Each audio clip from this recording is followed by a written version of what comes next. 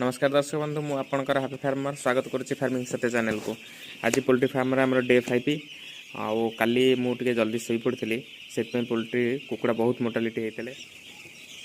ये काली सकाल भिडियो देखिपे सबू किपर भाव मोर्टालिटी होती सबू चापी ही मरी ये हालोजिन बल तले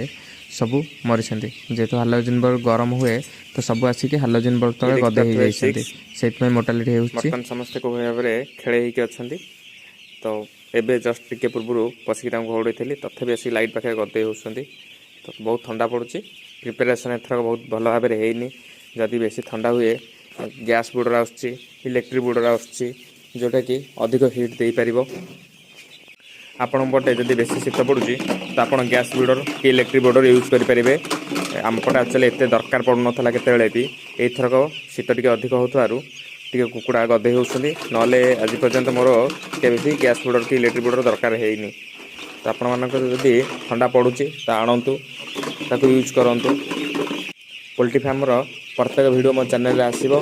आगू भाव वीडियो देखापी चैनल को सब्सक्राइब करंतु। धन्यवाद।